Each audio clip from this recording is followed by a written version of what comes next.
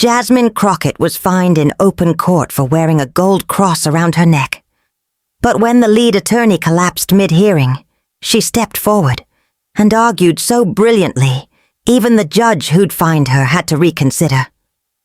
The Dallas County courtroom was already full by 9 a.m. Law students with notebooks, retired teachers in denim jackets, a few restless journalists tapping their pens against legal pads. It was day 4 of Monroe v. Ashland Correctional, the civil rights case gathering quiet momentum. No national spotlight, yet. Just a room full of people who sensed something important was unfolding. But then the back doors opened. Heads turned. Jasmine Crockett stepped inside. Not as a congresswoman, not even as an attorney of record. Just an observer. Or so it seemed. She wore a black blazer, tailored and precise. No staff. No distractions. Just a small worn leather notebook in hand and a gold cross necklace resting against her collarbone. It wasn't flashy. No diamonds, no shine. Just smooth, aged gold. A piece passed down through women who'd endured much more than scrutiny. She took a front row seat behind the plaintiff. No smile, just a nod of quiet recognition toward the lead attorney, Lauren Gates. Gates, focused and already revising notes, nodded once in return. Moments later, Judge Raymond Driscoll entered. Late, 50s, deep lines across his brow, reputation as rigid as the creases in his robe. A man known for running a courtroom like a train schedule. No sidebar chatter, no Starbucks cups, no symbols that could be deemed distracting. "Be seated," he said without looking up. As everyone settled, his gaze landed on Jasmine. Not right. Away. It drifted, then locked, as if something had tilted the air. "You in the front row," he said, clearing his throat. "Madam, may I ask you to remove that necklace?" The room went still. A few pens froze mid-sentence. The plaintiff, Cecil Monroe, a wiry black man in his late 60s, lifted his eyebrows. Jasmine looked up, composed. "Your Honor?" "The necklace," Driscoll repeated. "This court does not allow religious symbolism that could be perceived as political or prejudicial. That includes visible crosses." Jasmine's voice was calm. "It's a personal item, not a statement." "I understand, but the rules are clear. If you wish to remain in view of the jury, you'll need to remove it." A cough echoed from the gallery, subtle but sharp. Phones buzzed in silent pockets out in the hallway. Someone was already texting. "Something's happening." Jasmine didn't argue. She didn't flinch. "I'm here in a personal capacity, sir, but I respectfully decline to remove it. It's not for show." The judge stared too long. The kind of pause that said this was about more than policy. "Very well," he said, curtly. "You are fined $200 for violating courtroom dress protocol. Bailiff, make a note." A quiet ripple moved through the room. No gasps, no outrage. Just stunned disbelief. Jasmine nodded once. No reaction. She opened her notebook and began to write, hand steady, pen gliding. She didn't leave. She didn't fold. Behind her, Cecil leaned toward Lauren and whispered, "That's her. That's Crockett." Lauren replied, "Didn't expect her here either." Technically, the hearing continued, but something had shifted. The atmosphere thickened. The case wasn't just about Monroe anymore. It was about presence, power, and principle. Eyes kept returning to the front row, to the woman who had just been fined for wearing a cross she'd worn into courtrooms since the day she passed the bar. What no one knew, not yet, was that she was about to change the course of the case entirely. Then, the unexpected happened. Midway, through the plaintiff's opening, Lauren Gates faltered. She was mid-sentence, laying out a timeline, when her voice caught. Her hand trembled as she reached for a glass of water, and then, without warning, her knees buckled. Gasps erupted as Lauren collapsed. The courtroom spun into motion, bailiff shouting for a medic, the judge calling for a recess. Amid the chaos, Jasmine stood, quietly, swiftly. She moved to Lauren's side, checked her pulse, and then turned to the bench. "Your Honor," she said, "with your permission, I'm prepared to proceed on behalf of the plaintiff." The judge blinked. "You're not on the docket."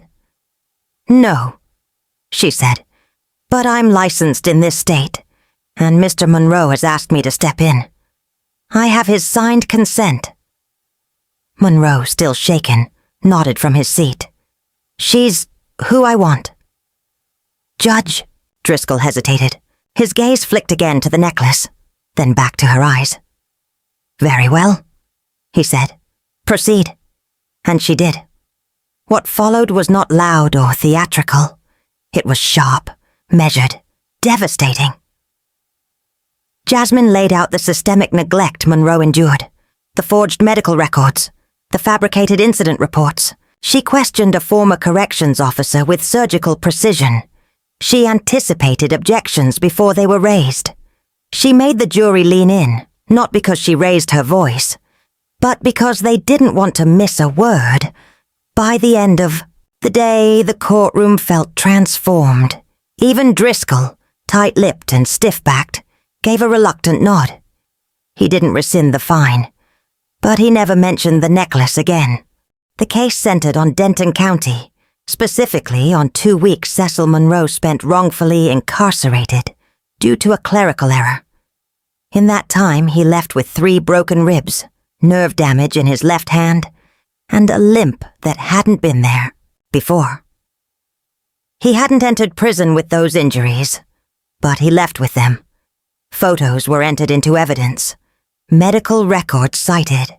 Witness affidavits read aloud in a steady rhythm as Lauren Gates moved through her presentation. She was composed but urgent, building the case one fact at a time. Jasmine Crockett watched from the front row, unmoving. Her eyes never left the front of the courtroom.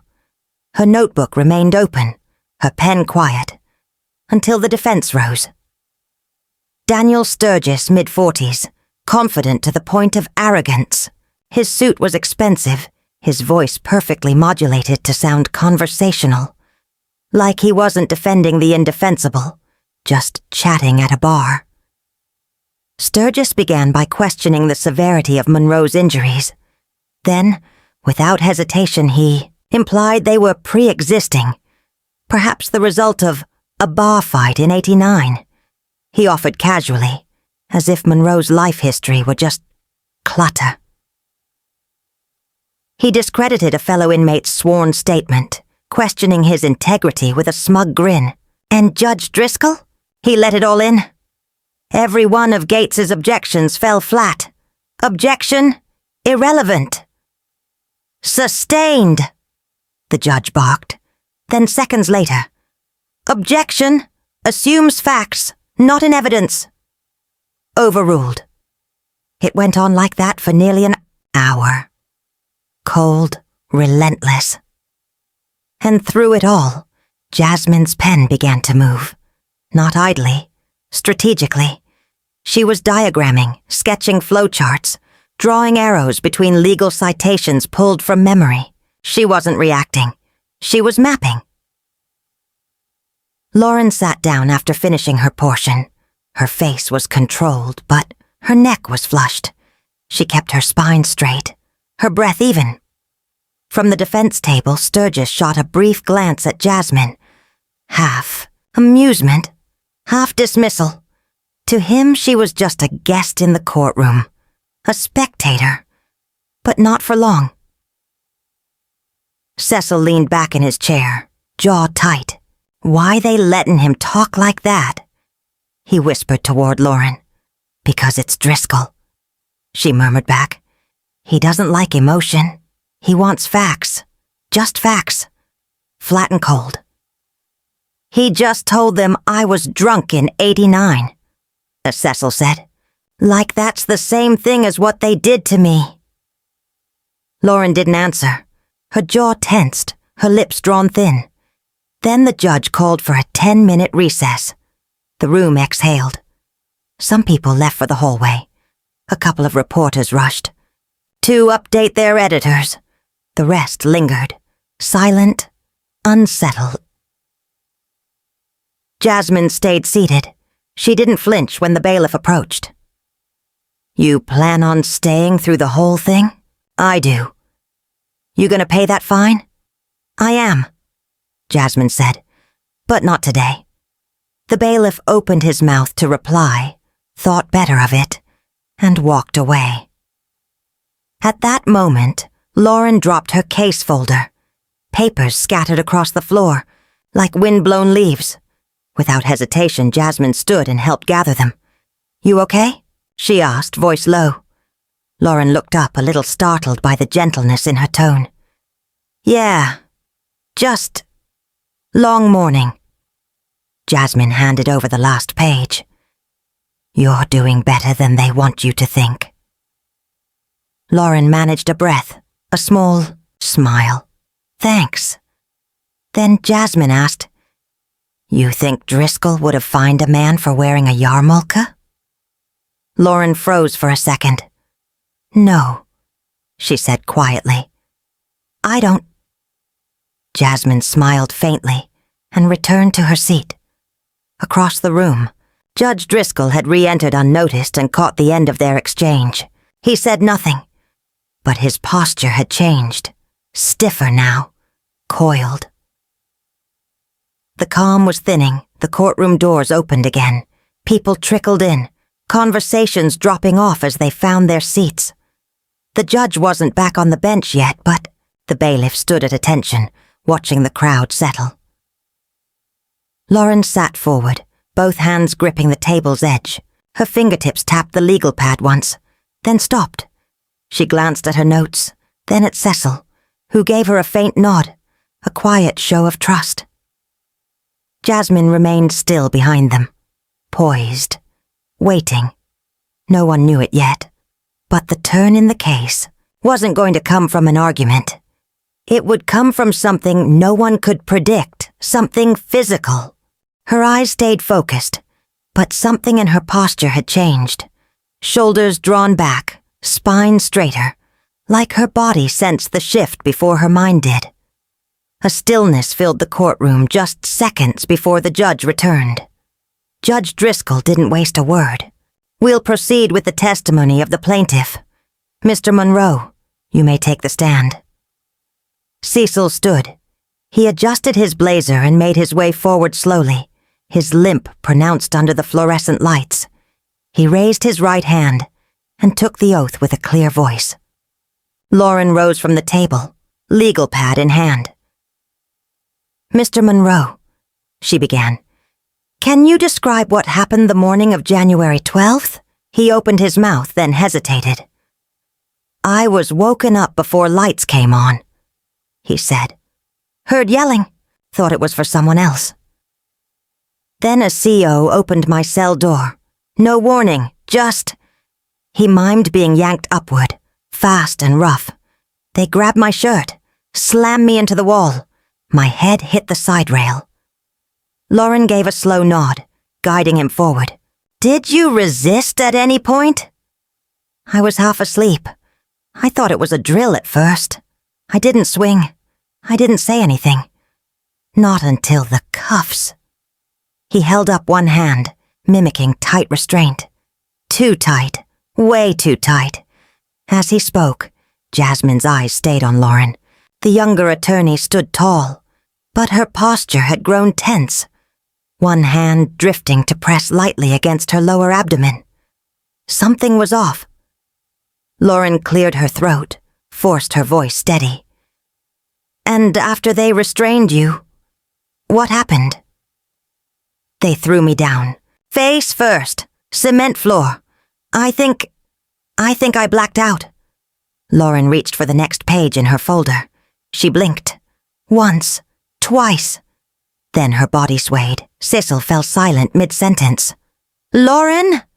Jasmine called, already rising. Lauren's knees gave out. Her hand hit the table, then slipped. She collapsed hard, to the floor. "Call 911!" someone yelled. The bailiff rushed to her side. A woman from the gallery, a nurse maybe, slid in beside her and checked her pulse. "She's breathing," the woman said, but shallow.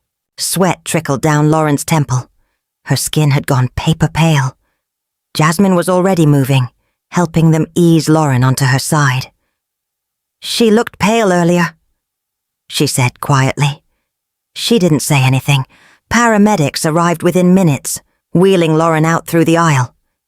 The room was silent now, stunned. Cecil stood frozen in the witness box, staring at the space where his attorney had fallen. Judge Driscoll exhaled heavily, rubbing the bridge of his nose. "This court will recess until further notice. Counsel for the plaintiff is indisposed. We'll need to reschedule." But Cecil didn't sit down. "No," he said. His voice trembled. "Your Honor, we can't wait. I got no money for another lawyer. If she can't finish this..." He turned, eyes scanning the room. They landed on Jasmine. "You can, right? You a lawyer, ain't you?" All eyes turned to her. Jasmine didn't respond right away. "I'm here in a personal capacity," she said slowly. "I'm not part of this case." "But you could be," Cecil said, stepping forward. "You've been here every minute, taking notes. You know what's going on. You heard all of it. Please." The courtroom fell silent again, waiting. Driscoll's eyes narrowed. "Are you licensed in Texas, Ms. Crockett?" "I am." "Are you willing to take over representation on record?" Jasmine looked at Cecil, at the desperation in his eyes. Then back to the judge. "I'll need a moment to review the file." "You'll have 10 minutes, Driscoll replied, clipped but even. "I'll allow it." A collective gasp swept through the gallery. Murmurs filled the air like static. The impossible had just become real. Jasmine rose. She walked to the plaintiff's table without hesitation and opened Lauren's folder. She didn't ask for help, didn't glance around. She just read, quickly, thoroughly. Her eyes flicked across testimony, medical records, photographs, absorbing everything. And at the defense table, Daniel Sturgis watched. He leaned back, expression tightening into a polished smirk. His fingers tapped against his watch. He wasn't worried. Not yet. In his mind, this wasn't a real threat. Just a delay, an amusing footnote. But that would change. And soon. Across the aisle, Jasmine flipped through the case file, like she'd trained her whole life for this moment. No panic, no showmanship, just clean, practiced efficiency. She circled 3 pages, flagged a sticky note, and scribbled what looked like timestamps. Beside her, Cecil fidgeted, tugging nervously at the edge of his sleeve. "I didn't mean to put you in no trouble," he whispered. "You didn't," she replied, not looking up. "This case matters. It matters a lot." "You really think we got a chance?" She stopped writing, looked him square in the eyes. "I don't take cases I don't believe in. You told the truth. Now it's on me to make sure it doesn't." "Get buried," the bailiff stepped forward. "Court is now back in session." Judge Driscoll adjusted his glasses and stared over the rim at Jasmine. "Ms. Crockett, you are now counsel of record for the plaintiff." "Yes, Your Honor." "Understood. You may proceed." Jasmine stood, calm but grounded in resolve. She walked to the center of the courtroom. Anticipation rippled through the gallery. Even the jurors sat up a little straighter. "No theatrics," she began. "No exaggeration. My client, Mr. Monroe, isn't asking for special treatment. He's asking for the law to be followed. She turned slowly toward the jury. He was detained by mistake. That's failure number 1. But what happened after? Inside those walls? That wasn't a mistake. It was deliberate.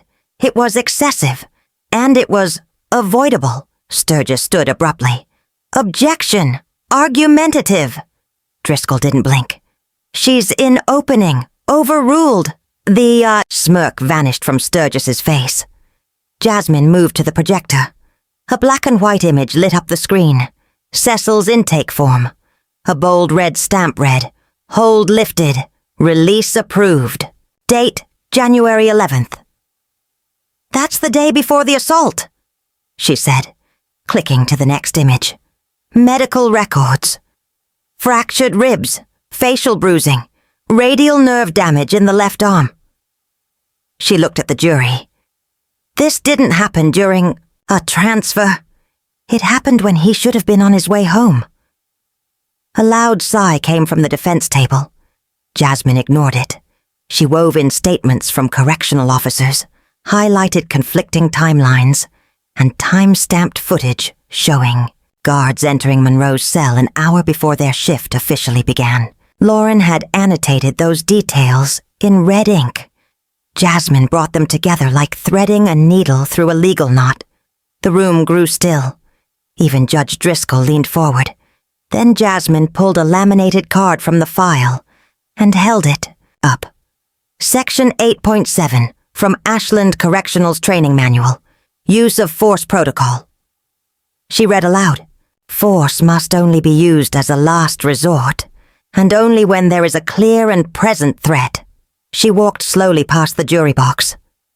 My client is 67 years old. He has degenerative joint disease. He walks with a limp. There was no threat, just confusion, then pain, then silence.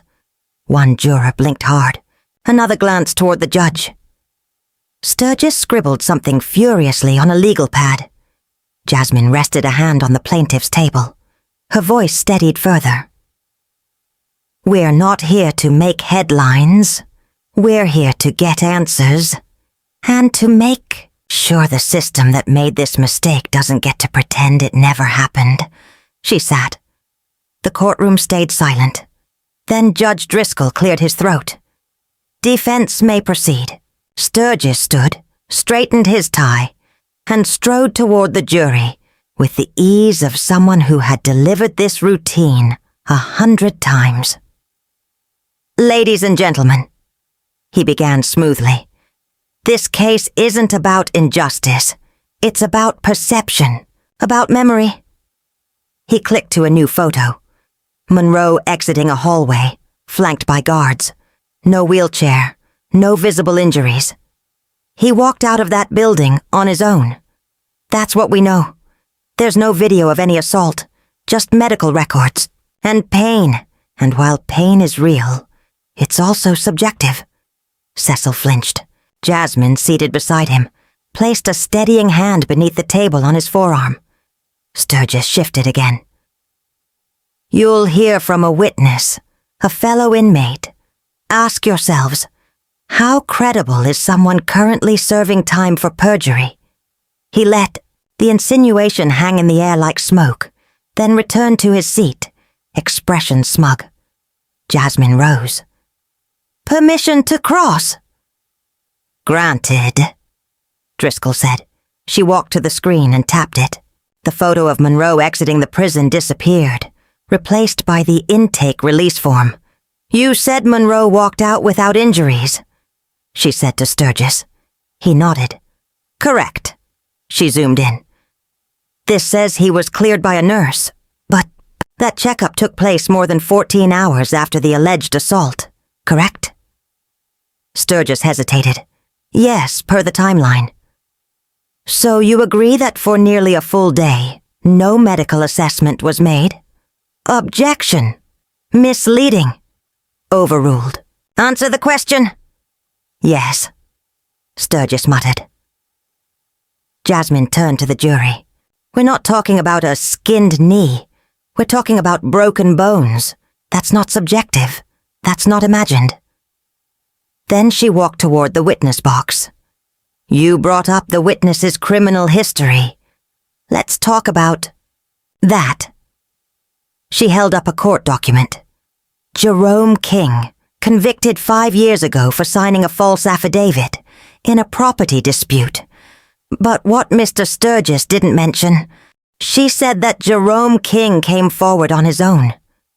Jasmine continued, voice calm but firm. "No compensation, no deals. He asked to testify, knowing full well his credibility would be questioned." She paused, eyes moving across the jury.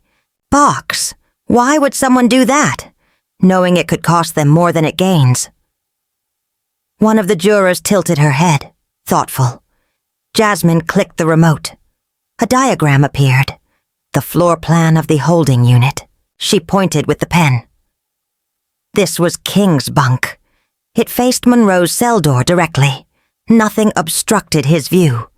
His testimony includes details, guard shifts, timing, number of officers, information he couldn't have known unless he saw it, information that aligns with internal logs. Now the jury leaned forward. Jasmine returned to her table and lifted one last document. "This," she said, holding it up, "is the facility's internal incident report."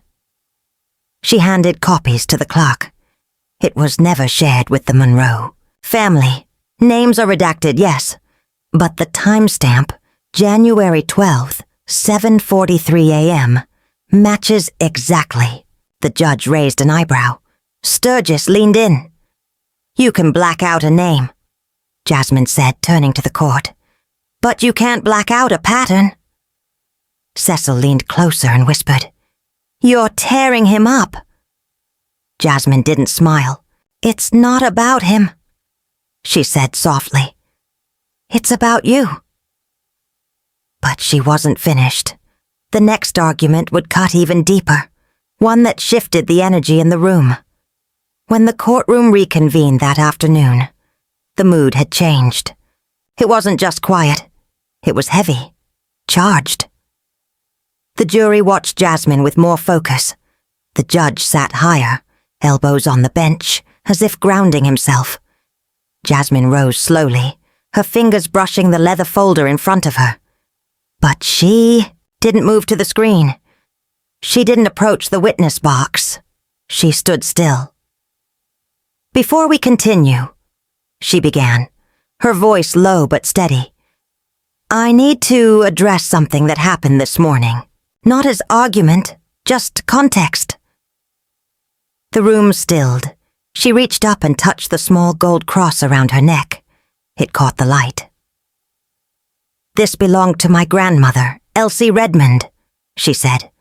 "Born in 1930, in Ruston, Louisiana. She wasn't allowed to vote until she was nearly 40.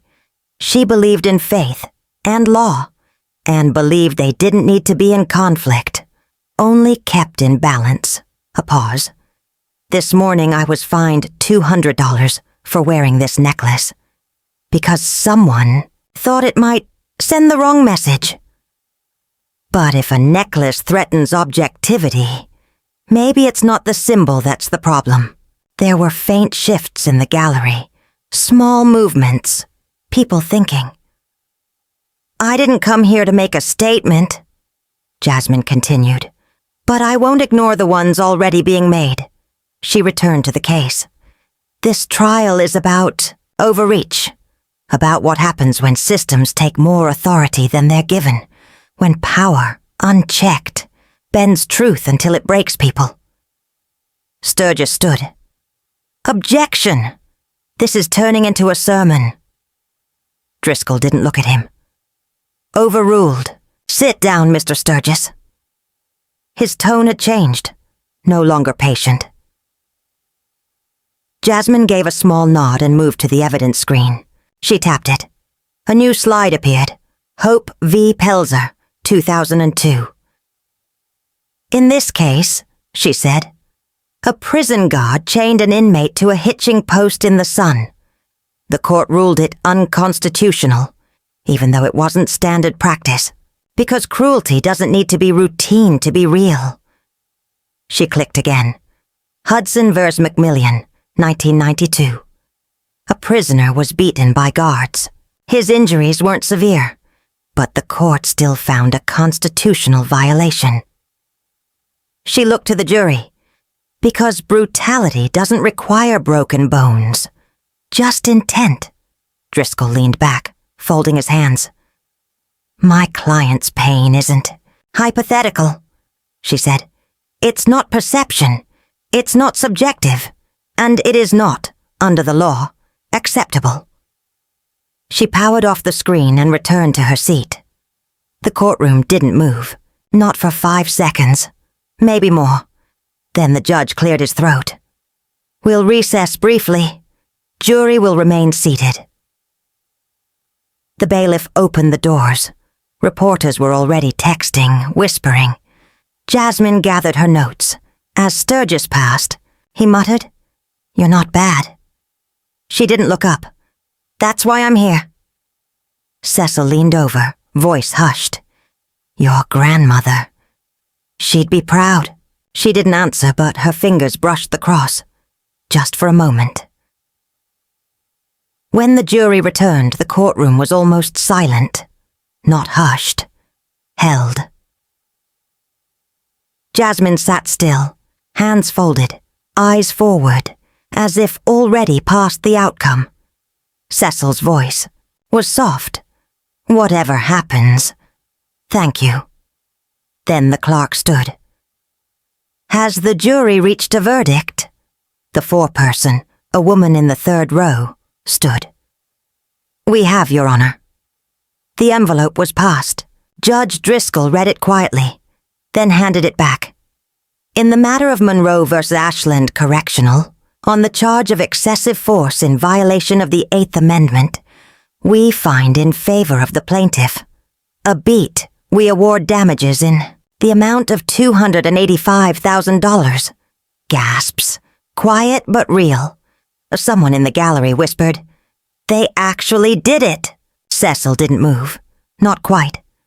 But something shifted in him, like weight finally starting to fall away. Jasmine placed a hand on his arm. One squeeze, then stood and gave the jury a small, respectful nod. Driscoll tapped his gavel. Court is adjourned. People rose. Cameras waited in the corridor. Reporters hurried out. But then, Ms. Crockett, Driscoll said. A word. She paused. Didn't follow the crowd. Walked back toward the bench. Inside the hushed room, the judge had stepped down to stand near the clerk's table. He kept his voice low. I reviewed the fine I issued this morning. She waited. I was wrong. It wasn't about the cross. It was about control. I didn't expect to be challenged, especially not by someone who wasn't supposed to be in the room. She tilted, her head slightly, and yet, I've struck the fine from the record, he said, and filed dismissal. Thank you, Jasmine replied. Then a touch of something unfamiliar in his voice, something like humility. You were the sharpest lawyer in the room today, he said, even when you weren't supposed to be in it. Jasmine gave him a quiet smile. I didn't come here to prove anything. I know, he said. That's what made it work. She turned to leave. Then he asked, almost reluctant, Ms. Crockett, what are your plans after this? She paused halfway to the door, smiled again. Just barely. Depends on who's ready to tell the truth next. And then she was gone. How long have you had that necklace? Since I passed the bar, Jasmine said, then added, But I've worn it longer. The judge nodded. Don't stop. She left the courtroom without looking back. Outside, the flashbulbs burst to life. Reporters surged forward, microphones jostling for position. But the story they thought they were chasing wasn't the one that would echo by nightfall. The sun burned sharp and white above the courthouse steps. The press had formed a half moon near the entrance, expecting a team, maybe a statement. Instead, Jasmine Crockett walked out alone. No entourage, just a black blazer, a notebook under her arm, and a gold cross gleaming at her collarbone, unhidden, untouched. Congresswoman Crockett, did you expect to win? Will you take more legal cases? Was the judge's fine about the necklace or about you? She raised her hand, steady, composed. I came here today in a personal capacity, she said. I didn't intend to step in, but someone needed help. The court ruled in his favor. That's what justice looks like. Did Judge Driscoll apologize? There, it was the real question. Jasmine paused, then answered carefully. Let's just say we had a respectful conversation. A fine was issued, and later withdrawn. She could have stopped, but didn't. I think sometimes people confuse authority with correctness, she said. Being in charge doesn't make you right, but being willing to change your mind, that's leadership. That quote would hit headlines within the hour. She moved down the steps, cameras in tow. Someone tried to match her pace with a recorder. She didn't slow, didn't speed up, just kept walking until she reached the sidewalk, turned right, and kept going. Behind her, through a side door, Judge Driscoll stepped into the sunlight. No robe, no crowd, just him and a clerk. A reporter caught him. Judge, any comment on today's verdict? Driscoll hesitated, then looked straight into the camera. I was reminded today that brilliance doesn't always come in robes or titles. Sometimes it just walks in, sits quietly, and waits for the right moment. Are you referring to Miss Crockett? I am. And the fine, he exhaled. It was never about the jewelry. That necklace didn't challenge the court. My assumption did. He turned and walked away. Down the block, Jasmine had already slipped into a small bookstore off Commerce and Griffin. No reporters followed. No one even noticed. Inside, she bought one thing, a used copy of Gideon's Trumpet. At checkout, the clerk asked, Were you that woman from the courthouse?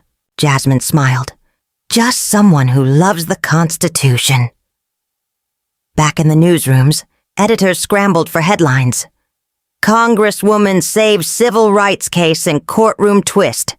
Gold cross, silver tongue. The day Crockett took the courtroom, but one outlet came closer to the truth. Crockett doesn't wear power. She wields it. Still, even the best coverage couldn't script what mattered most. What this moment meant for people who'd stopped believing anyone would listen. Let alone fight, when it counted. It started with a 57-second video, grainy, unofficial, leaked by someone sitting in the back row. It showed Jasmine by the screen, hand brushing her necklace, voice unwavering. If you're afraid of a necklace, maybe it's not the symbol that's threatening. By nightfall, the clip was everywhere, subtitled, reposted, remixed. YouTube, TikTok, cable news ran it on repeat. But what mattered was how people responded. A teacher in Phoenix played it in her 11th grade civics class.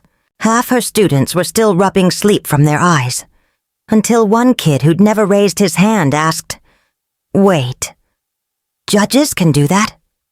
A Vietnam vet in Kansas reposted it with the caption, We fought for this. She reminded them why. Nah, Milwaukee, a pastor played it during Bible study and said, This is what it looks like to walk into fire with grace. It wasn't just the necklace. It wasn't even the verdict. It was how Jasmine held the room. Uninvited, unwelcome, unshaken. The debates came quickly. Should religious symbols be allowed in court? Was the judge biased? Did Jasmine face discrimination? But the loudest voices weren't pundits. They were ordinary people, people who'd been silenced, dismissed, fined for speaking up, ignored for looking the wrong way. They saw themselves in her restraint, her precision, her refusal to shout when she could simply prove. Cecily, Monroe gave one interview. He sat on his daughter's porch, verdict papers in hand. "She didn't even know me," he said. "But she knew this system, and she didn't let it walk all over me, just 'cause it could." Lauren Gates, the attorney of record, issued a public statement thanking Jasmine. Privately, she offered to co-counsel with her on another civil rights case. Jasmine returned to Congress the next week. No speeches, no tweets, no press. But the necklace stayed on. Every day, every meeting, every session. A reporter caught her in a Capitol hallway. "Has the cross become a symbol of defiance?" She paused, then shook her head. "It's not defiance," she said. "It's memory. My grandmother wore it when they said she couldn't learn. My mother wore it when they said she couldn't vote. I wear it because they said I didn't belong in certain rooms." She smiled. "And then I walked in anyway." That quote landed on 3 front pages. It reached more than just political junkies. It reached the people who'd been told to remove their headscarves, to cover their tattoos, to speak only when spoken to wait their turn. It reminded them that law isn't about who shouts loudest. It's about who knows how to speak when it matters most. Because sometimes power doesn't raise its voice. It just sits, steady in the front row, waiting for its name to be called.